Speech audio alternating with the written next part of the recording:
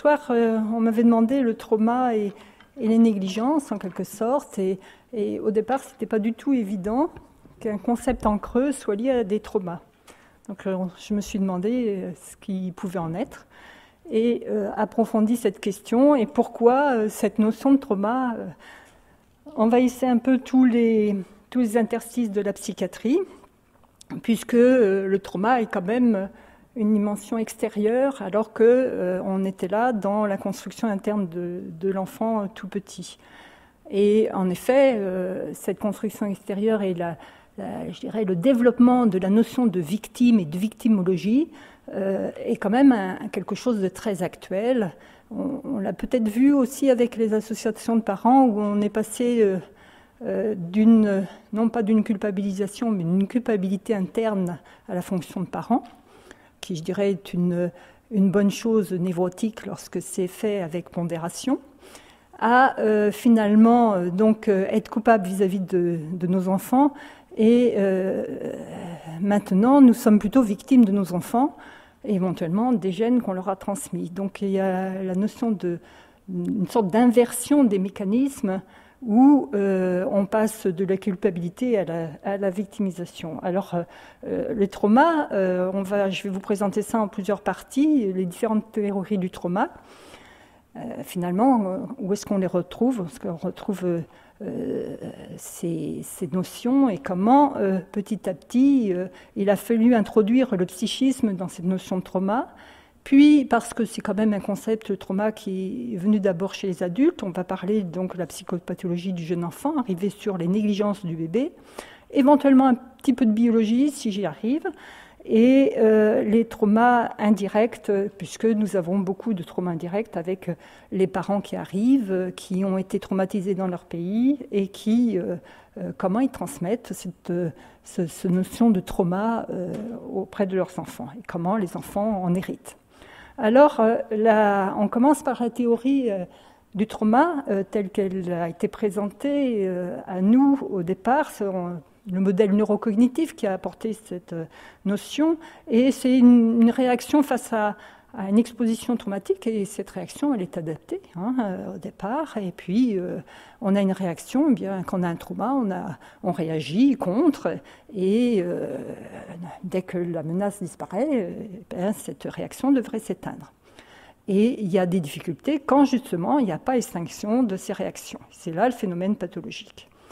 Alors, sur la théorie du conditionnement de la peur, sur le plan neurobiologique, par où ça passe, on sait que l'amygdale, je vais vous montrer un petit cerveau rapidement après, mais on ne fera que passer dessus, est impliquée dans la mémoire émotionnelle. Alors, la notion d'émotion est aussi une notion très très présente et qui est très intéressante parce qu'elle croise justement les phénomènes psychiques et les phénomènes biologiques.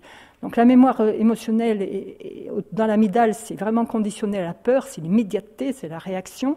Et puis l'hippocampe, par contre, est impliqué dans une dimension beaucoup plus contextuelle, environnementale et contexte au traumatisme. Et c'est lui qui conditionne le comportement, donc quelque chose qui va être plus prolongé. Et face à un traumatisme, on va avoir une hyperactivité de l'amygdale, et par contre, on a un dysfonctionnement de l'hippocampe qui va, en quelque sorte, consolider le souvenir traumatique et le fixer.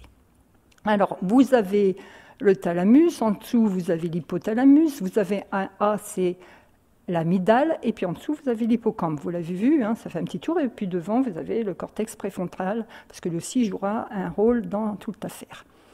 Alors, on reviendra sur la biologie éventuellement secondairement.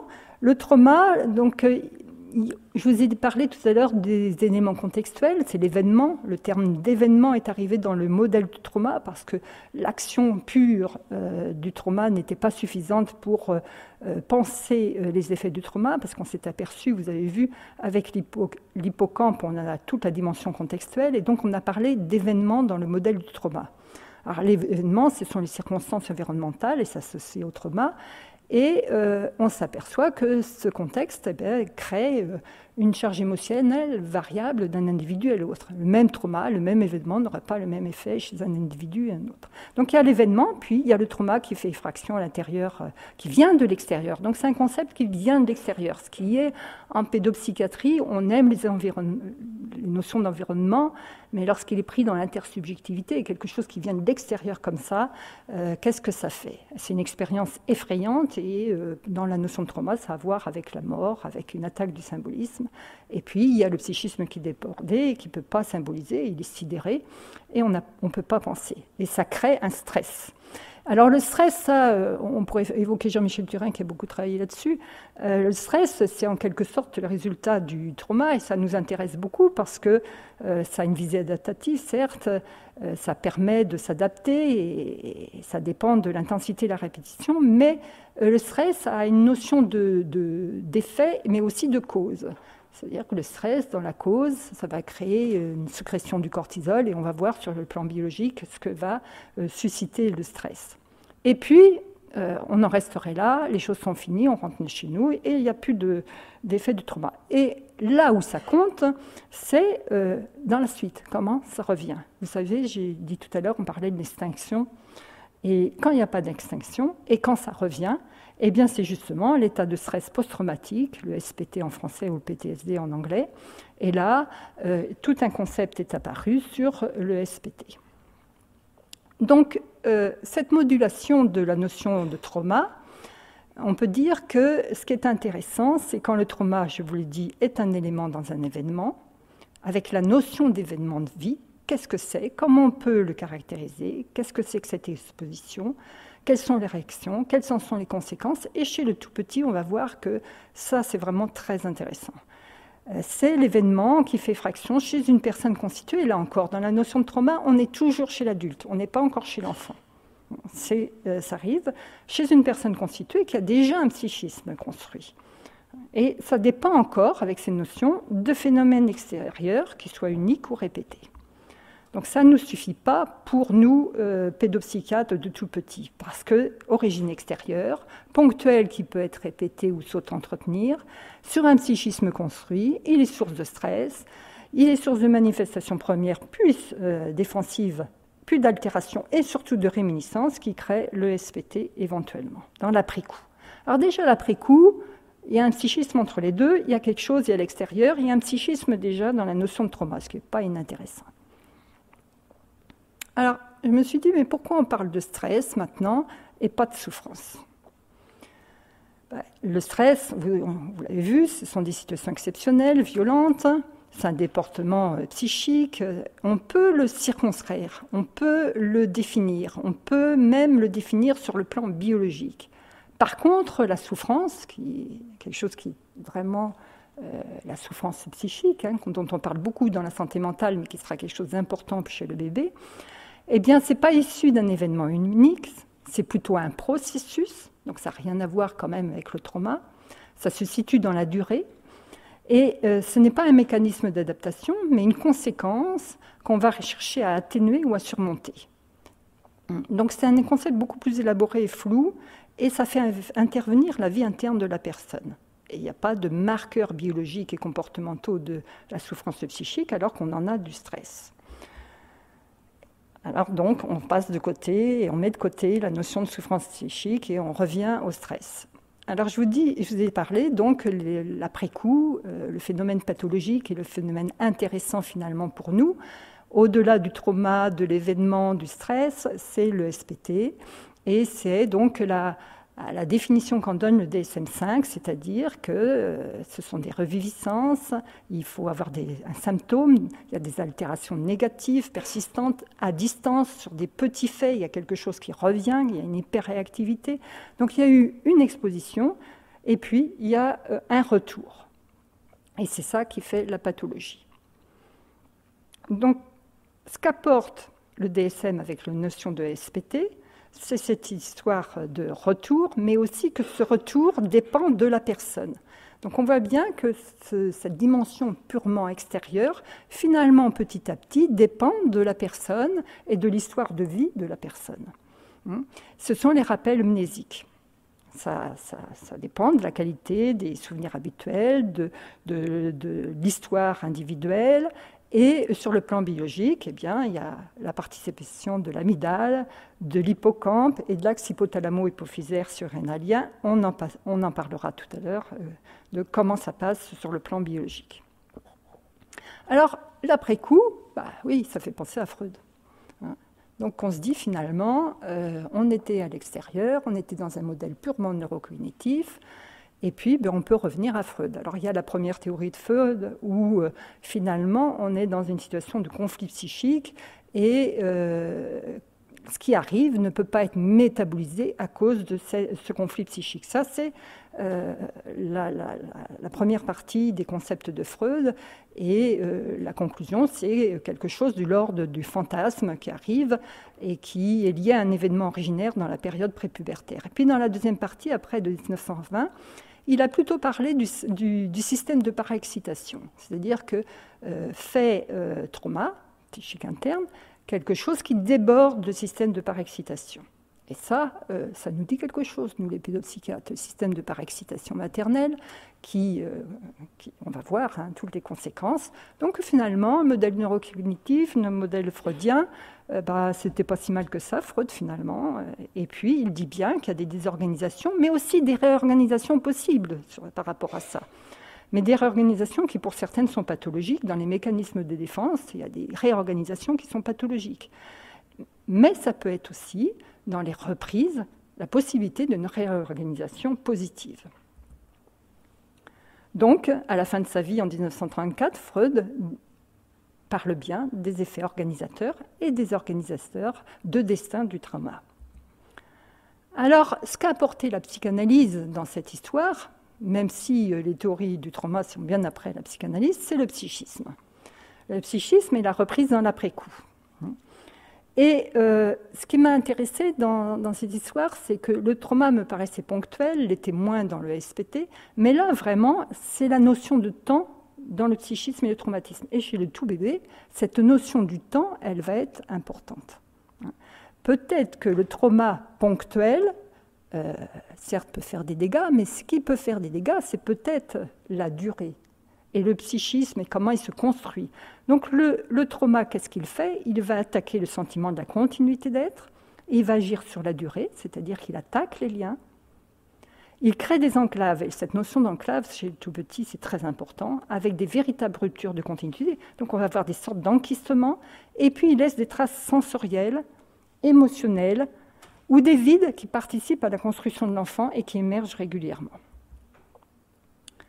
Donc la notion de psychisme en conclusion, pour le psychisme, ça introduit une notion de durée, de représentation, de mémoire, de relations intersubjectives, d'enveloppe personnelle et environnementale.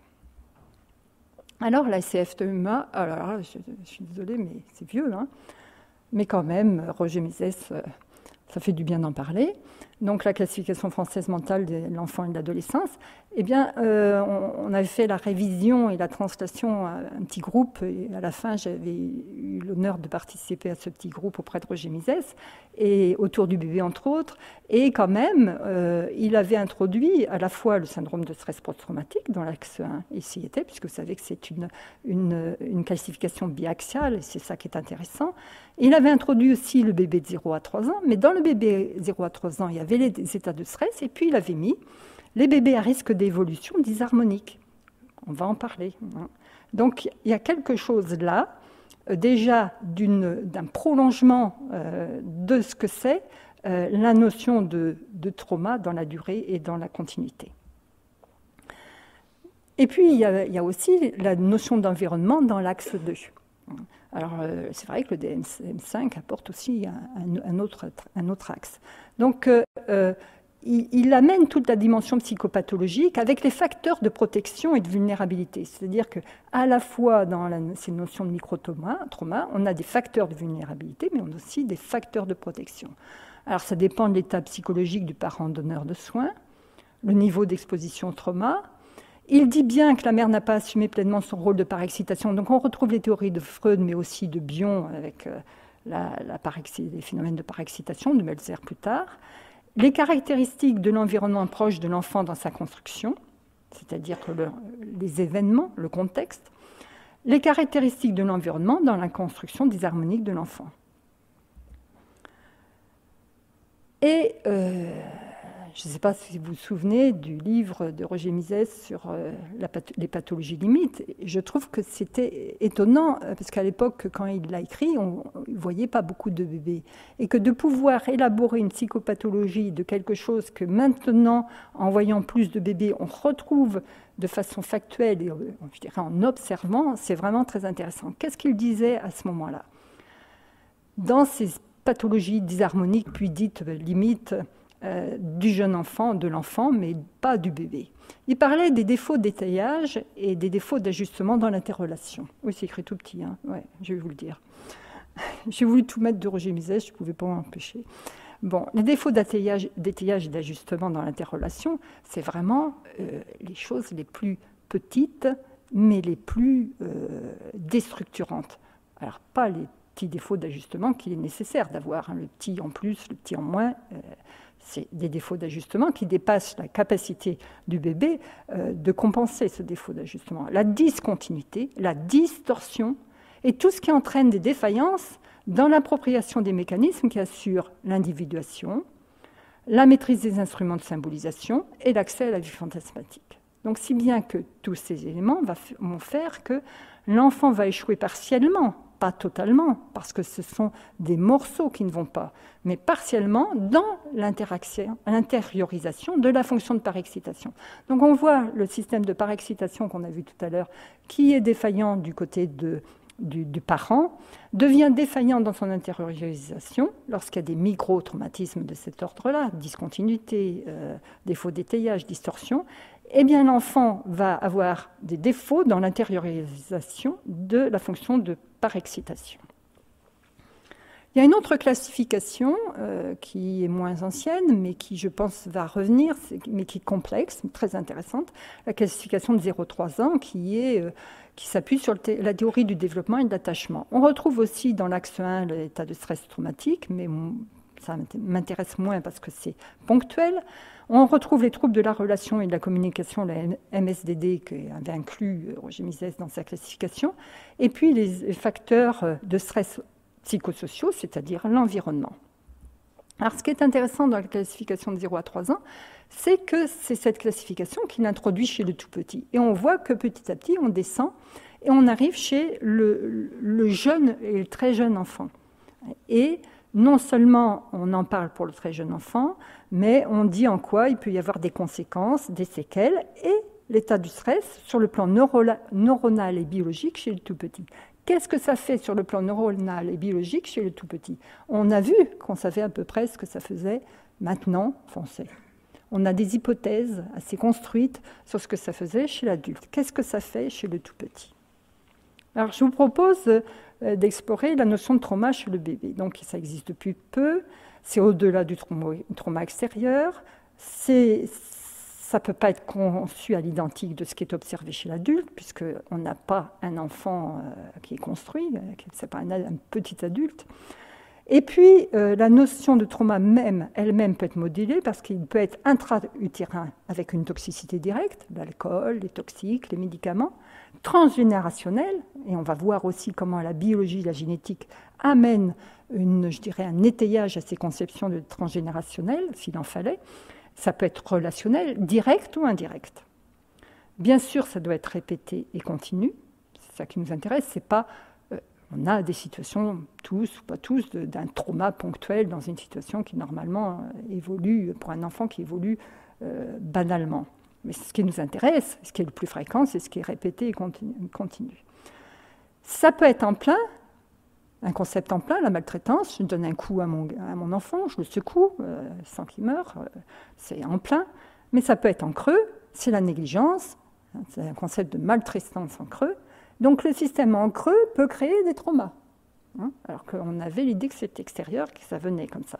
Et ça, c'est du fait des besoins primaires, des besoins fondamentaux du bébé, qui est complètement dépendant de son environnement. Et on pourrait dire que là, dans ces situations, l'environnement est incapable de répondre de façon adéquate et permanente aux besoins fondamentaux. Il y a eu une conférence de consensus avec notre secrétaire d'État passé, Madame Rossignol, sur le sujet, sur les besoins fondamentaux. Et ces sources de stress extrême, on retrouve la notion de stress. Vous vous souvenez ? Alors peut-être qu'on va prendre le trauma à travers la notion de stress. Répété et traumatique néanmoins. Les bébés négligés sont cibles du traumatisme psychique. Les nourrissons maltraités, négligés, peuvent être traumatisés sur un plan émotionnel. Il faut savoir que ces enfants qui sont dans des situations de négligence, c'est-à-dire d'imprévisibilité, de discontinuité, incapables de pouvoir savoir ce qui leur arrive et ce qui va leur arriver, des bonnes et des mauvaises choses, et ultérieurement, ils ne sont pas effrayés par les mêmes choses que les autres enfants, parce qu'ils ne savent pas gérer leurs émotions intenses, parce que lorsqu'on ne sait pas ce qui va nous arriver, on est dans une situation de dépendance perpétuelle, puisqu'il faut vérifier à l'extérieur perpétuellement ce qui va arriver.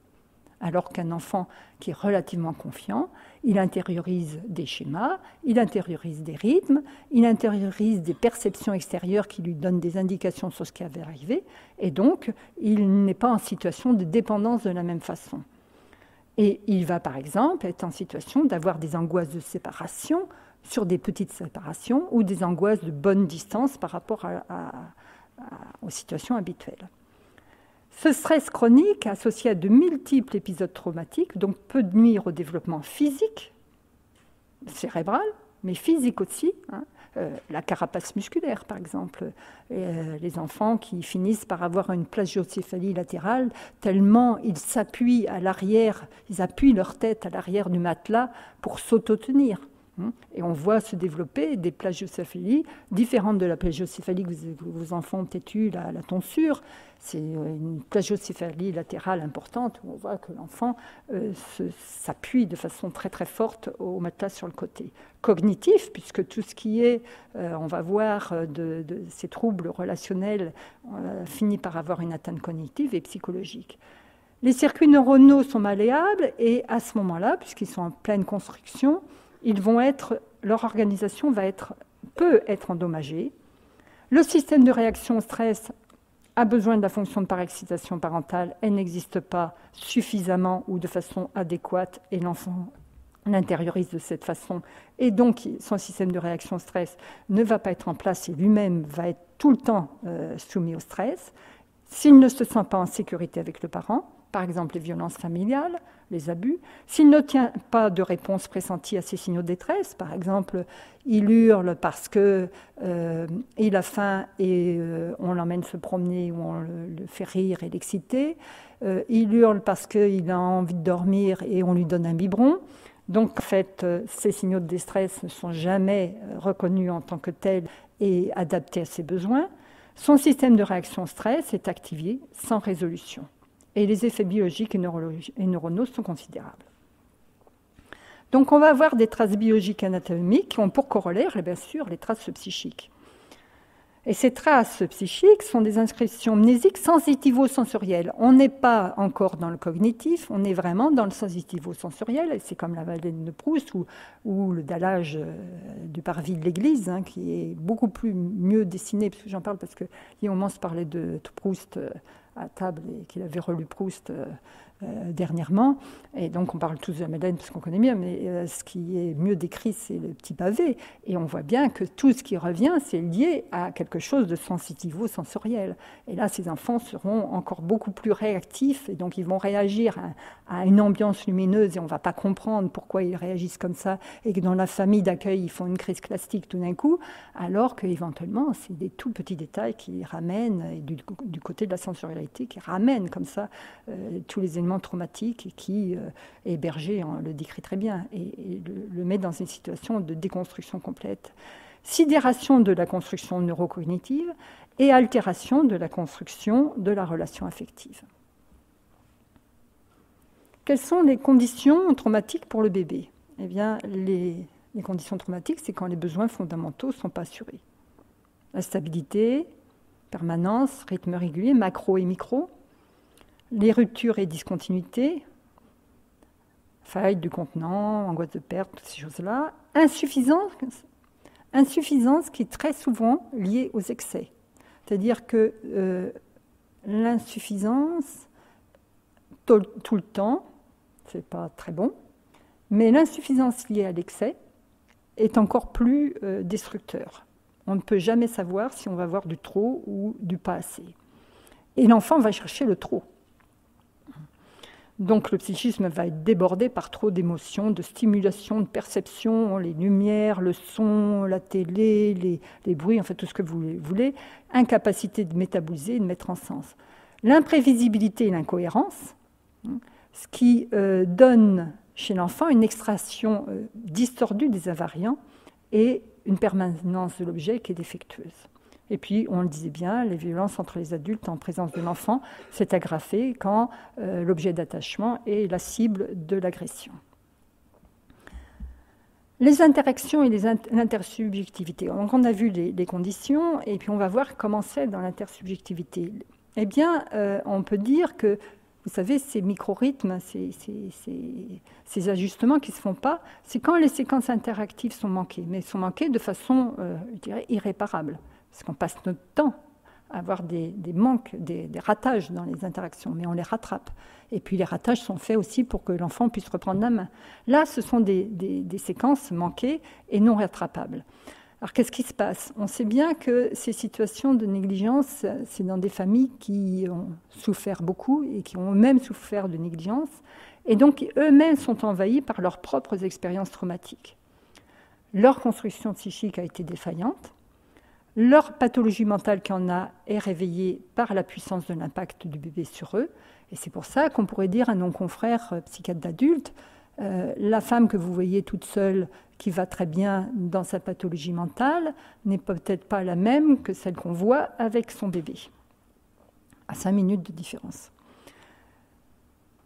Donc dans ce contexte, ces parents, eh bien, le contexte sensoriel et émotionnel de la naissance, des premières interactions, a un effet de stress et va réveiller les expériences traumatiques qu'il a internalisées.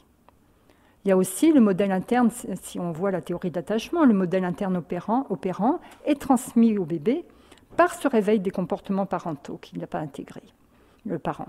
Et donc le parent va introduire des ruptures dans la communication émotionnelle. Il ne peut réguler les émotions du bébé, il ne peut réguler sa peur, il ne peut pas répondre de façon adéquate à ses besoins d'attachement. Donc il va susciter des micro-traumas perpétuels.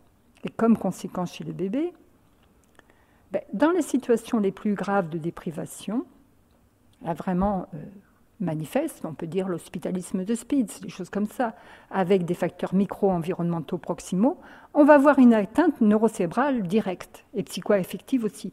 C'est l'histoire de l'enquistement bien décrite par Maurice Berger, la crypte, le trou dans la représentance, mais aussi le renoncement ou le repli, où l'enfant va éventuellement développer autour des mécanismes de fonctionnement. Je pense par exemple aux enfants qu'on va... ce matin, hier matin, j'ai montré Nadège en film, on aurait pu en montrer d'autres. On va placer l'enfant, puisque il y a une impossibilité à l'enfant de se développer dans son milieu naturel. Et dans sa nouvelle situation de famille d'accueil ou de pouponnière, avec les difficultés qu'il a quand même à intégrer, va continuer à avoir l'enfant d'une modalité relationnelle à peu près correcte. Et on va se dire qu'il y a un décalage développemental, mais que néanmoins, sur les relations affectives, les choses évoluent bien et qu'on peut être satisfait. Et puis on le remet en présence de sa mère et on retrouve là un enfant totalement différent. Et on se dit, mais vraiment très différent, une poupée de chiffon, hypotonique, sans réaction, sans vitalité, à un tel point qu'on se demande si elle n'est pas complètement déficitaire. Et on voit bien que la remise en présence du parent négligent et souffrant, parce qu'on voit bien que cette mère souffre aussi, eh bien, réveille cet enquistement, mais que l'enfant, il vit avec ces deux parties. Donc, qu'est-ce qu'on va faire de ces deux parties-là ensemble? On pense, je vous ai dit, Freud, la réorganisation possible, les travaux. Donc, il y a des propositions par rapport à ce travail autour de cet enquistement. Et Maurice Berger en parle vraiment lorsqu'il dit ces adolescents qui tout d'un coup, alors qu'on essaye de les entourer, on essaye de faire ce qu'il faut, tout d'un coup, un petit signal qu'on ignore, qu'on n'arrive pas à trouver, se mettent dans des éclats de colère et de violence extrême. Eh bien, il y a quelque chose de cet enquistement avec les éléments sensitivo-sensoriels qui ont été réveillés et qui débordent complètement. Et ça coupe la pensée, c'est-à-dire que, je regarde l'heure s'il faut couper la parole, l'inhibition, la pensée ne vient pas inhiber l'acte, et l'acte explose à ce moment-là. Parce qu'à cet endroit-là, il n'y a pas de pensée possible, il n'y a pas eu de représentation. Donc il y a une atteinte des capacités neurocognitives de mise en représentation, une angoisse primaire, mais aussi des mécanismes défensifs qui vont continuer à atteindre la construction de l'enfance. C'est bien ce que disait Roger Bizès. Alors ça, c'est les situations les plus graves. Donc l'enquistement, comment on va travailler avec. Dans les situations de stress continu, et comment on va travailler avec quand on va faire le placement du bébé, et qu'est-ce qu'on fait, comment on fait pour que l'enfant retrouve son parent et que ça ne soit pas simplement un réveil de cet enquistement, mais que ça soit un travail sur ça. Voilà, il y a des questions. Et puis, il y a des situations de stress continu qui sont moins importantes, des séquences interactives manquées, des projections parentales de pulsions, tout ça l'excitation, tout ce que je vous ai dit, avec la création d'un état de tension et d'excitation qui déborde les capacités de l'appareil psychique. À ce moment-là, le fonctionnement psychique de l'enfant est atteint, mais il a une survie psychique, même si elle est coûteuse et source de souffrance. Les conséquences de ce stress chronique par négligence. Il y a une altération de la transformation des expériences en représentation. L'enfant a du mal à transformer toutes ces expériences, passées mais aussi présent et futur, en représentation, justement parce qu'il est incapable d'inhiber la perception. Sa fonction de par-excitation ne fonctionne pas au mieux. Et donc toute perception est, je dirais, violente. Alors on avait travaillé dans le DPC là, la différence entre l'hypersensorialité, entre l'enfant qui a un trouble du spectre autistique et l'enfant qui est négligé. Et on peut dire que ce n'est pas du même ordre, et que ce n'est pas de l'ordre de la qualité, mais c'est de l'ordre de l'intensité et d'une sorte de quelque chose d'assez globalisant, et il ne peut pas inhiber la force de la perception.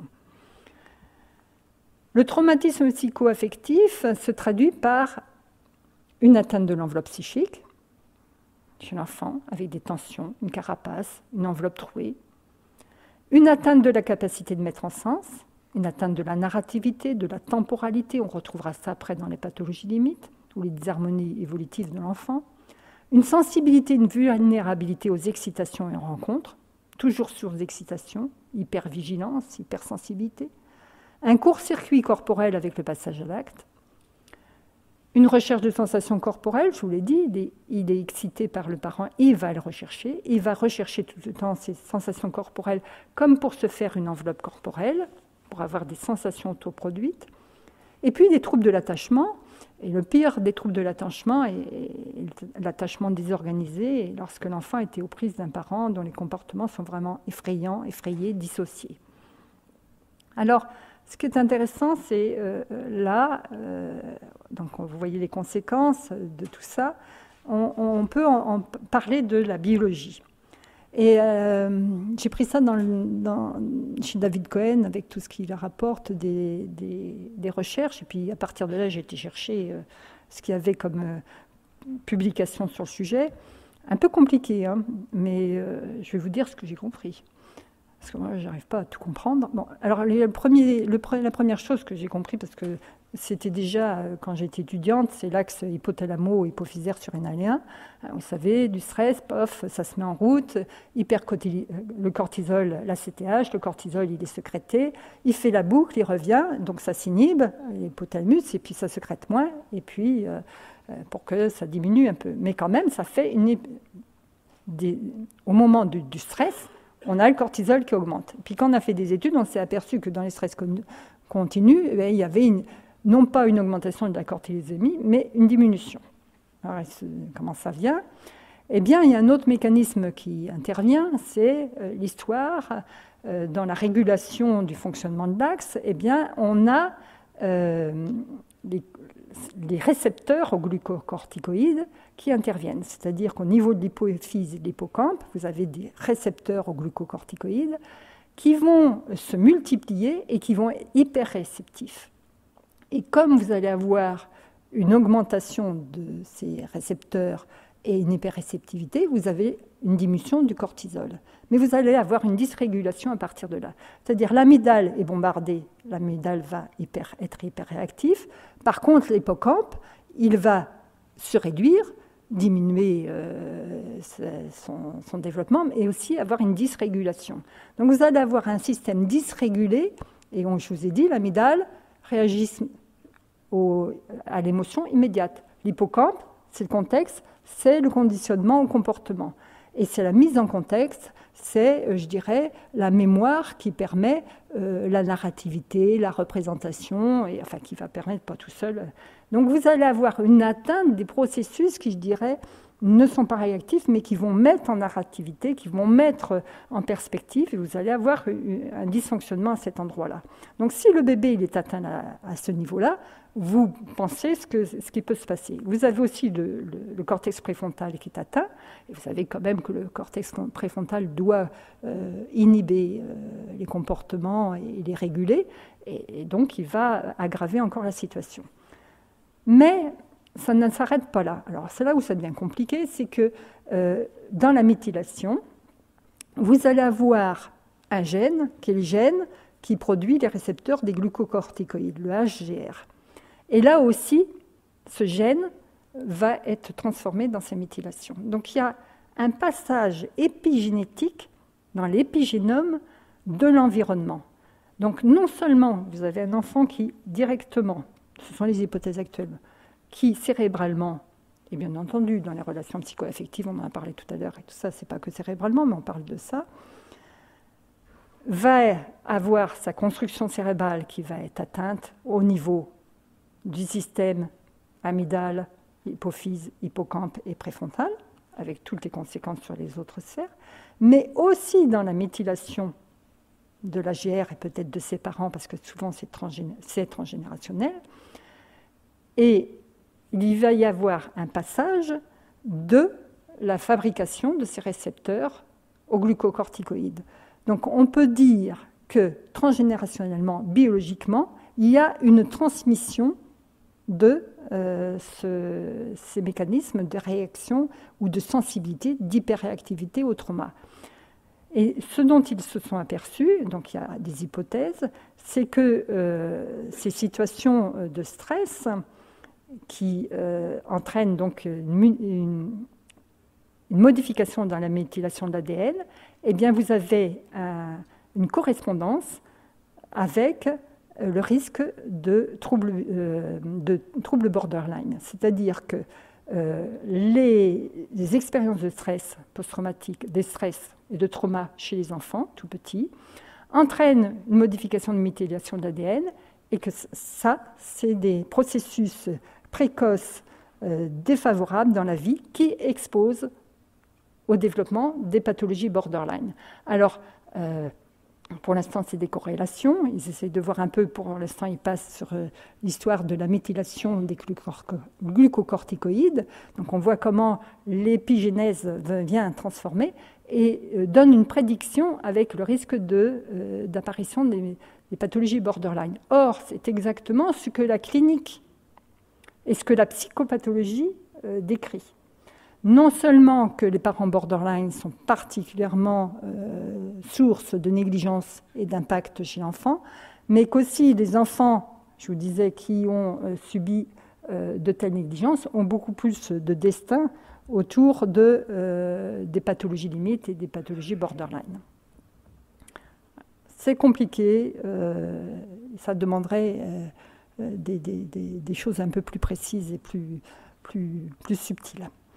Alors, j'ai déjà dit ça, donc on va le passer.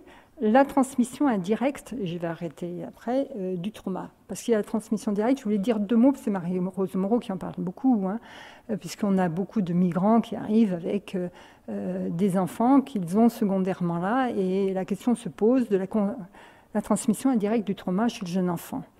Il y a eu le trauma en dehors de la présence de l'enfant, qu'est-ce qui se transmet? Alors là, ce sont des hypothèses, mais qu'on comprend bien. Il y a des éléments spécifiques comme les conséquences sur le fonctionnement du psychisme maternel, sur la mémoire, sur le récit par la mère, le parent, le porteur de soins primaires. Donc on peut dire que déjà il y a une transmission à travers ça. Et puis on va retrouver les origines des risques d'être négligent avec son enfant, c'est-à-dire la disponibilité psychique de la mère, peut-être pas toujours avec dépression, parfois avec dépression, mais aussi la disponibilité psychique de la mère, le parent préoccupé par leur propre douleur, la frayeur par la nécessité de survie psychique et physique, et ces vécus affectifs englobent le bébé. Et le bébé n'est plus, dans les études qui sont faites d'observation, c'est que le bébé n'est plus entendu dans son babil traumatique, c'est-à-dire que ce qu'il dit dans son babil, alors même qu'il exprime quelque chose d'une détresse, n'est plus entendu, n'est plus reconnu comme tel. Et on peut dire qu'on met en forme le trauma de cette façon. Et que non seulement il y a un manque, il y a un délaissement, une désolation blanche, mais qui s'ajoute à ce trauma de la non-reconnaissance et de la non-prise en compte de l'expression, je dirais, de la détresse de l'enfant dans cette situation de parents en détresse, et que ceci produit du traumatisme. Alors il y a eu un article aussi de Marie-Rose Moreau. Alors bon, il a présenté Cohen dans son article différentes études, et il y en avait une qui était intéressante, mais qui est simple, il y en a d'autres plus complexes, que je vous invite à lire. C'était les interactions mère-bébé comment ça se transmet, et comment se transmet les événements traumatiques que l'enfant n'a pas vécus. Donc, lors d'échographie, lorsqu'il y a des annonces de signes échographiques mineurs pendant la grossesse, qu'est-ce qui se passe? Des choses très revenaient, parce que là, je vois quelque chose, puis vous savez qu'on dit tout pour maintenant les échographies, parce qu'il faut se prémunir.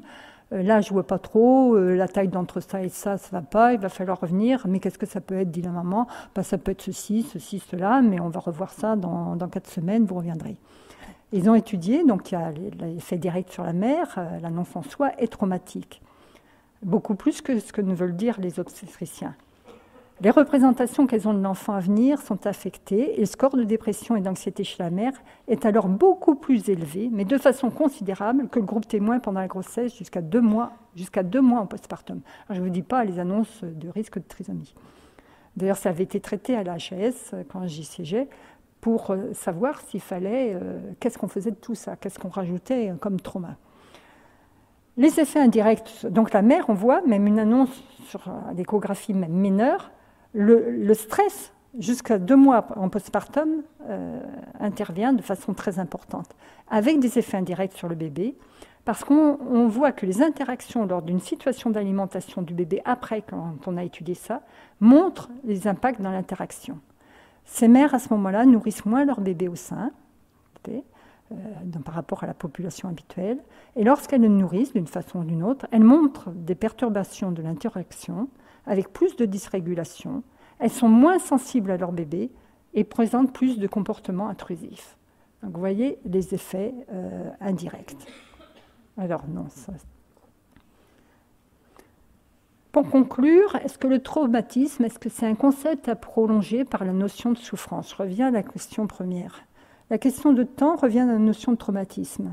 Il est intéressant si on prend la notion de temps et la notion de psychisme. Et je pense qu'on aurait tout à gagner à se poursuivre dans celle de la souffrance, parce que la souffrance du bébé, plus il est jeune, moins elle est reconnue, cette souffrance.